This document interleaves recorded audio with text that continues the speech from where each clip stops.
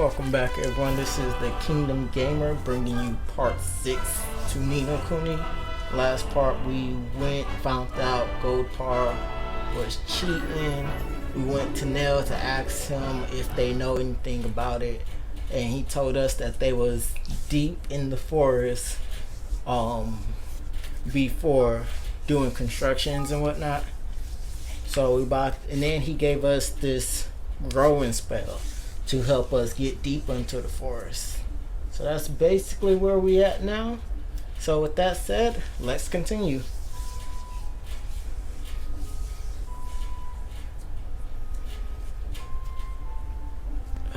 I love starting right here. You get to start and it's literally close to a good amount of experience points. And look at that, just leveled up. Awesome. Forgot I had her dad in the party. He just leveled up. Like I said before, I'm still trying to make sure everybody's nice and balanced out. So yeah, I don't need two swordsmen that's at the same level. They play similar. Once I unlock some more spells for them, then I would end up switching them out more urgently, more or less. But at the moment, I'm gonna have the main character in the party because it is his kingdom, and I'm pretty sure towards the end of the game there's going to be a section where I'm just going to be playing as him again. So I want him to be as powerful as can be. Probably after I beat the game, then I most likely swap him out like depending on who I'm fighting. Got some type of food in a chest. That actually looks delicious. Looks like 3 strawberry donuts.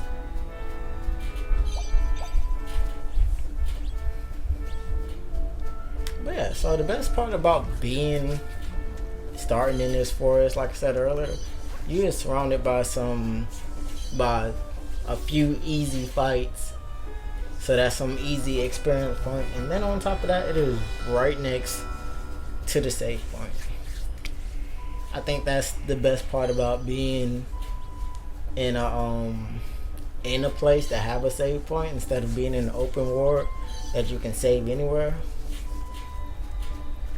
So instead of using any of my herbs before I continue on, like right now I'm just about to explore a little bit, pick up some items. I want to see if there's any chests around, any higgledy stones that I can attempt to get, and then I'm gonna head back to the save point to heal up before I continue, because I know she took quite a bit of damage. She actually almost died. Like, I do like her fighting style, but I really need to level her up, and I'm pretty sure there's gonna be a lot of items that you can only get from stealing from certain enemies. So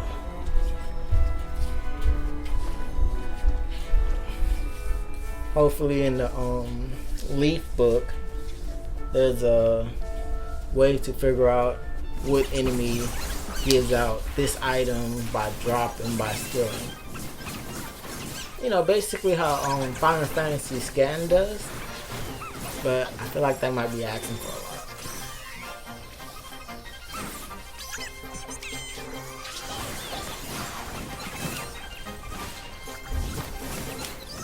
lot. Like I said on the last episode, we're gonna take down the big one first, since the big one get to summon smaller ones, and surprisingly my teammates took out the enemies that was around it.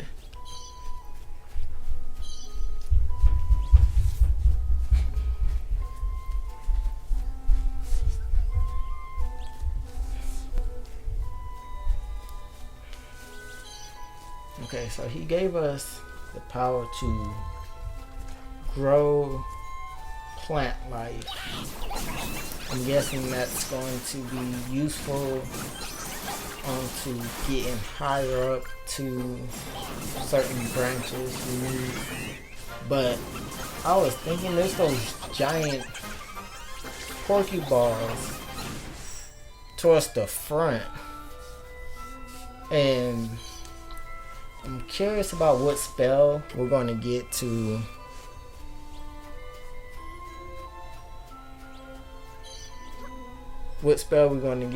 get around that.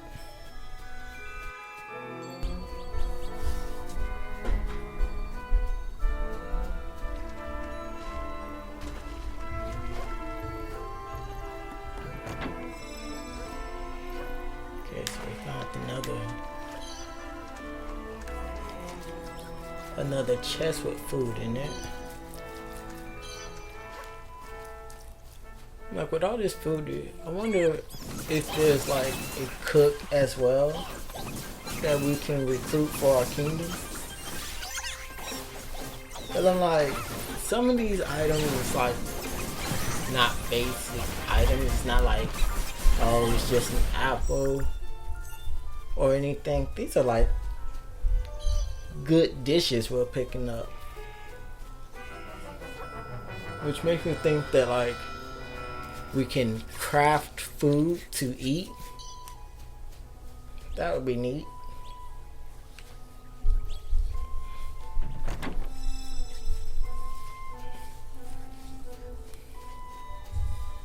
So honestly, I have yet to find out what is the point of the water physics. Oh. Okay, so here's one of the places we use magic at to grow these mushrooms so we can get up to higher branches. So I wonder if that's gonna stay like that the whole time. Like once you use it, is it always gonna be grown? Or every time we come to it, we'll have to regrow it? Because with the 3-leaf clovers, I know every time we go to it, we'll have to reuse it. But I guess that's gonna be a little tricky for this occasion, seeing that if we're coming down from the branch, we'll still need the mushrooms to climb down. But I guess then again, we can always just jump down. So I guess we'll see how that goes.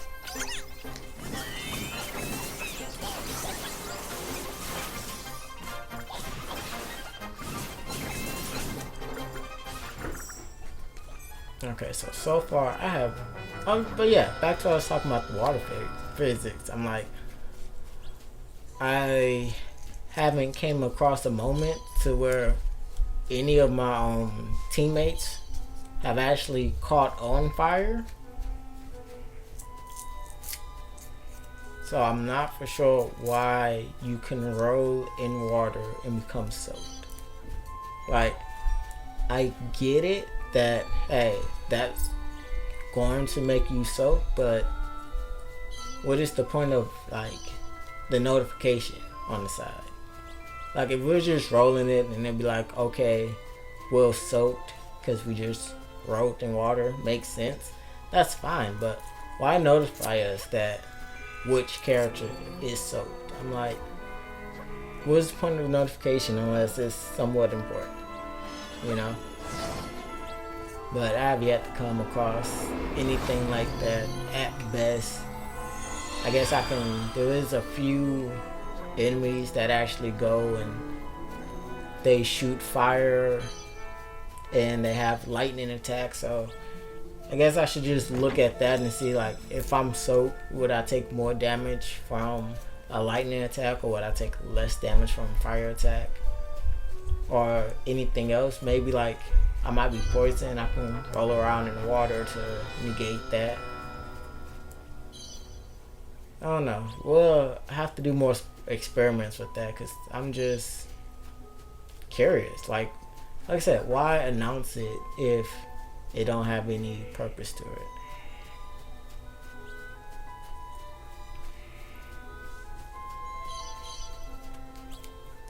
Now we got this little somewhat maze that they got. We got a sword. I don't think I'm gonna take the time to equip the swords because so far most of the weapons we've got out of chests is not that good compared to the ones the enemies is dropping, which makes me think that changing the difficulty is more for enemy drops and less for what items you're going to get out of chests.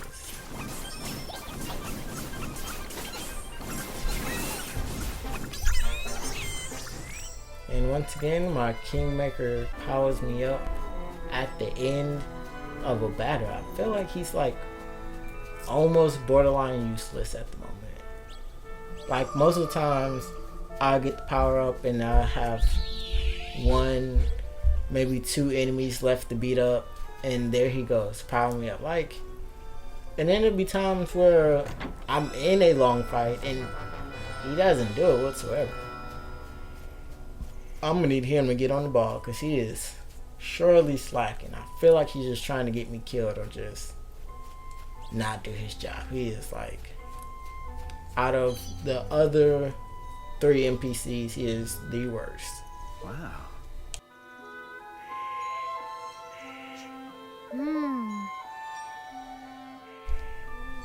Okay, so it looks like we found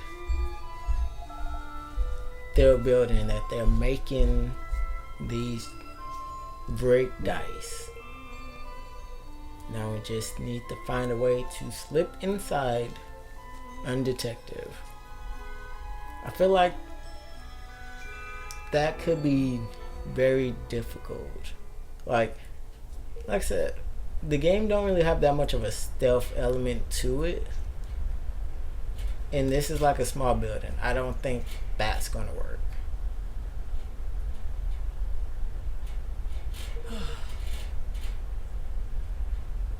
Okay, so we got 2 dogs outside that are guards. I feel like we're gonna jump them and take their clothes as a disguise. You know, your regular Scooby-Doo type disguise. The only thing with that is that all of our party members is more or less human. Besides Evan, he got mouse ears and maybe a tail. So exactly what I was saying. With the hat, with the hat he looks like a complete human. So how many human patrols do they have? Like, how many human workers do they have in there? I'm like, if there's a lot, I can see that if somewhat working, but if there's not that many human workers, I don't see that working out. And it's shocking that both of these outfits is like a perfect fit. Evan is a lot shorter than one of the dogs, and yet it fits him perfectly, more or less.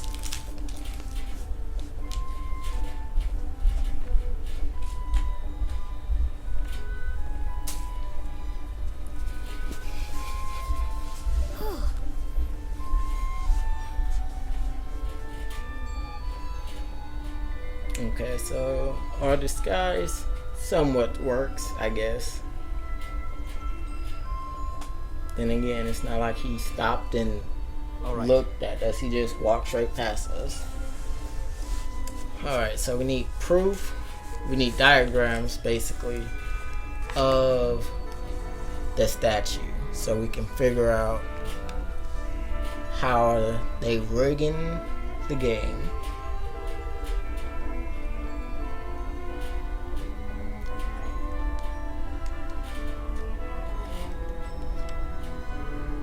Obviously, they're not using magic. It have to be some type of button or something on his staff that controls it, or maybe there's like a switch that someone else is using, like his right hand, his chief advisor could have a switch, and when he's talking about going down to roll the dice, he could easily hit the switch to make sure it rolls on a 6 or 5. So that can be a thing. Or they could literally just have the dice set to roll on the 6th. To me, that would be like the smartest way to cheat the system. Like, have it so that the dice alternates randomly between 5 and 6. Therefore, it doesn't really look like it's cheating, but something does seem kind of off about it. Maybe like once every blue moon, you'll get a 1 just to be nice for 1 month.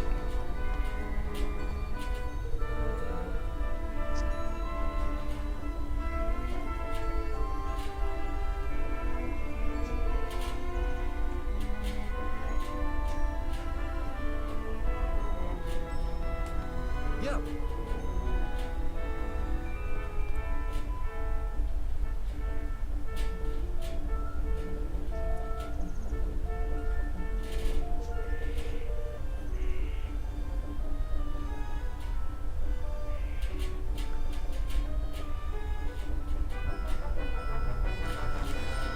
Alright, so we gotta talk to people and ask them suspicious questions about the dice and how it works. So I'm guessing we're trying to trick them to make them think that we're new.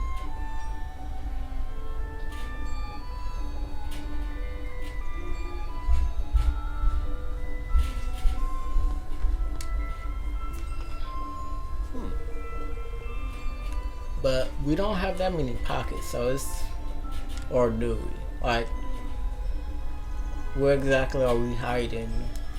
Are we gonna hide the blueprints and whatnot?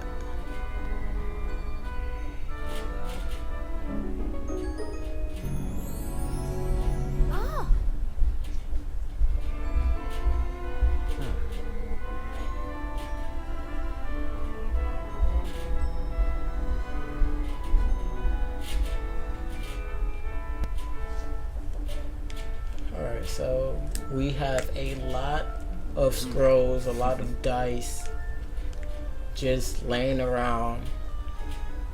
I'm trying to figure out, why do we need so many? Like, we have some that the guards got. We have some in the casino. Why is this place even still running? Like, all you have to do is like make enough to have a backup just in case some gets stolen. Have backups, just like make about 100 or 2, and that should last you like a couple of years. You don't need to constantly keep working on it unless they're trying to find something more efficient than pushing a button and then rolling. But hey there, I don't know. Most of the citizens don't seem too suspicious that the dice can basically roll on one number and then completely switch to another. So I don't see why you still need this place up and running.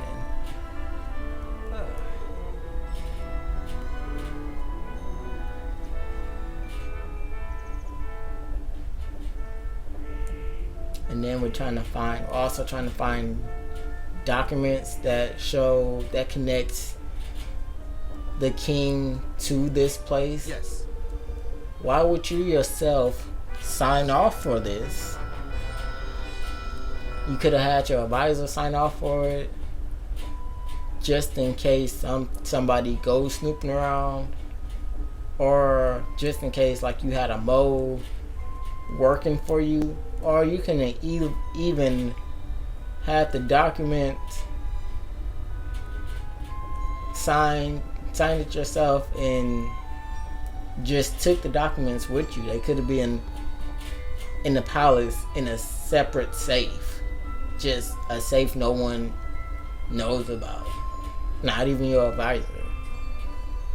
That would be literally the best way to go around, instead of having documents connecting you to the crime at the crime house. Anybody, like,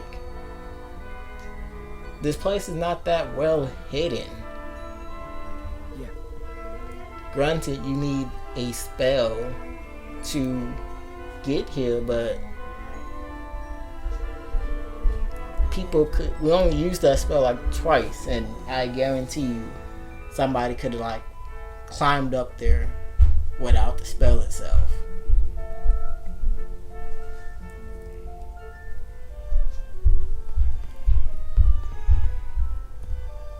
It's like this king just doesn't seem that smart or clever in the way he does his dirty business. It just seems sloppy. Uh-huh.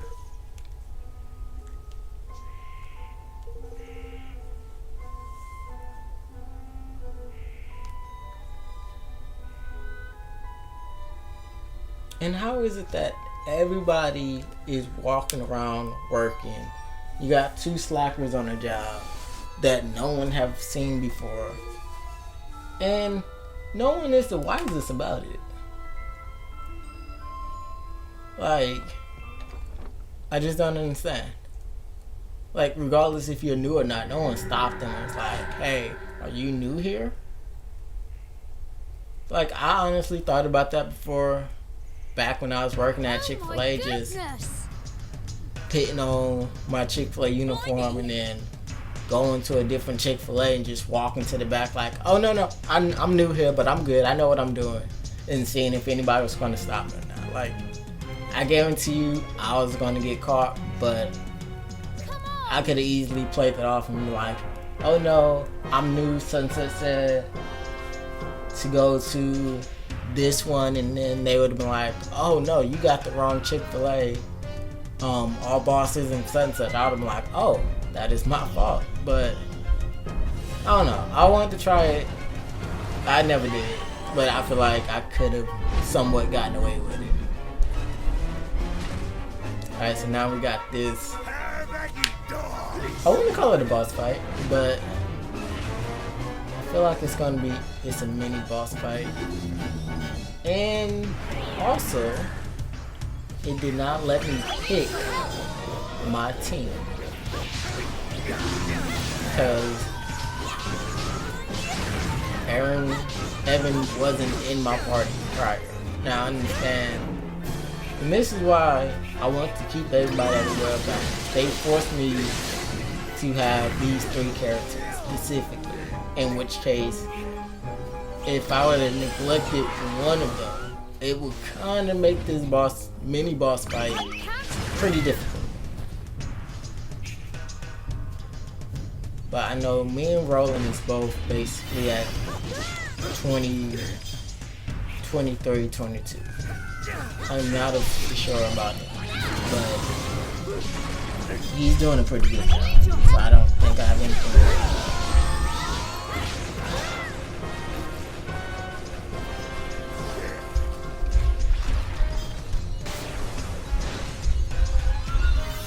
Yeah, his attacks is not that complicated. I'm pretty sure I'm getting somewhat used to it. So far, he got his. Dang, you know, I just thought that I have like. Oh. Okay. Wow, he took out Evan in one attack and hexed everybody else. Trying to figure out what exactly does this do. It's not like, it's not inverting the controllers, it's not draining my health.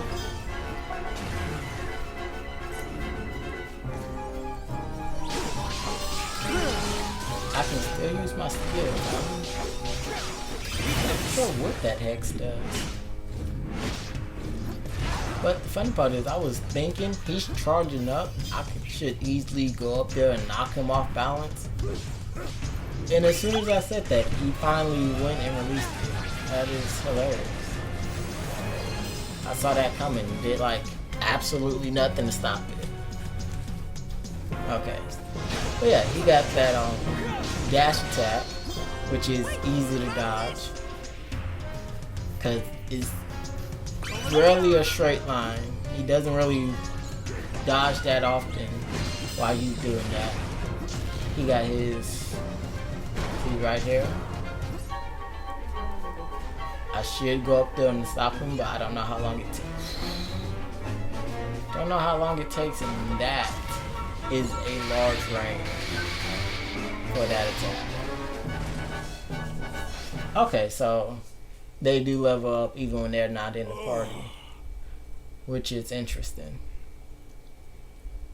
But yeah, he got like that 1-2 combo, and then he got the spinning attack that leads after that.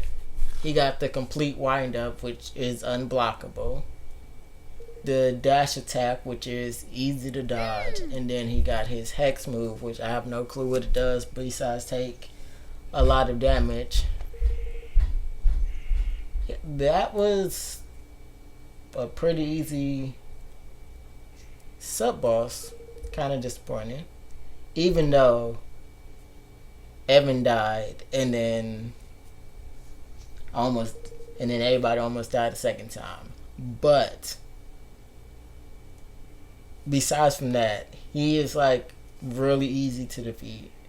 I do like toying with my enemies for a while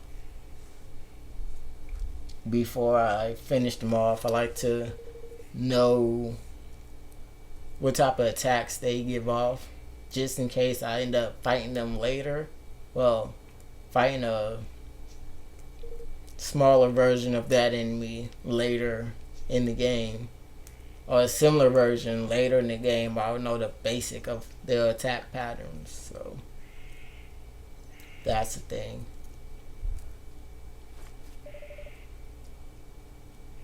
And now I even know how far the range of his hex attack is, because honestly, I was not expecting it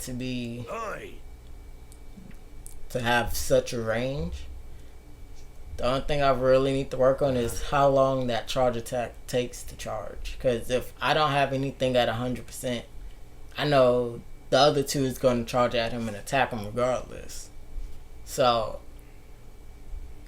that would give me time to go and get some attacks in to charge up my attack, and then I could use it if I don't have one. So hopefully there's more like that, so I can better examine the length of his charge attack. It'll make it easier for me to dodge and stop it.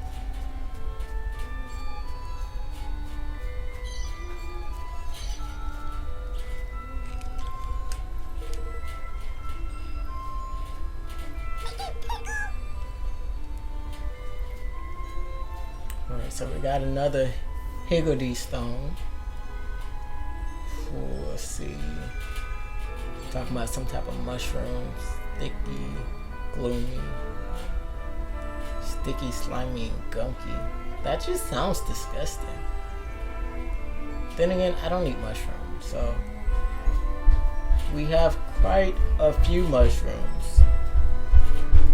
Granted, we have enough mushrooms to try at least one of each. Okay, and it's more of the items tell you where to find them at, more or less. So let's see if we can find one that's trying to read the description. Hopefully the description will give us some type of details about the texture of it.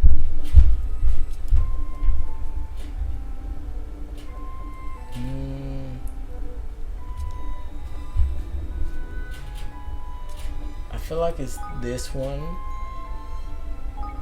Doesn't say it's,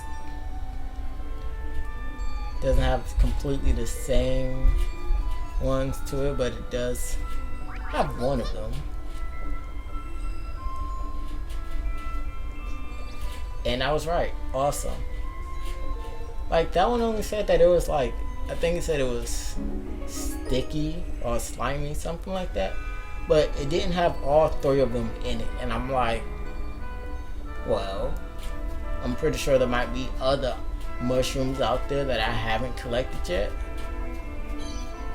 And then there could have easily been this one is just slimy or sticky, while there could be another mushroom that's all three. So I'm very happy that I didn't waste any of the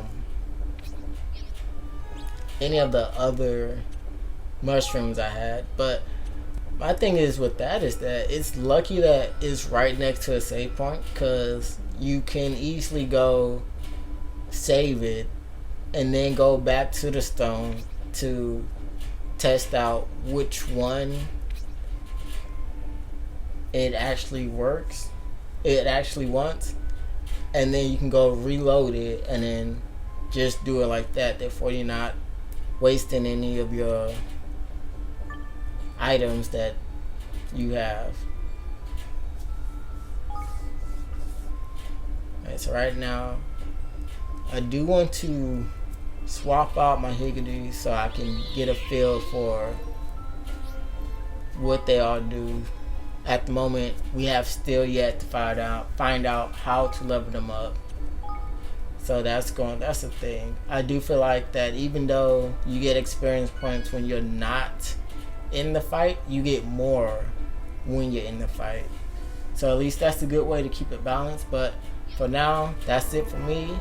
Thank you for watching. This has been the Kingdom Gamer. Hope you like, subscribe, please leave a comment, and I will see y'all next time.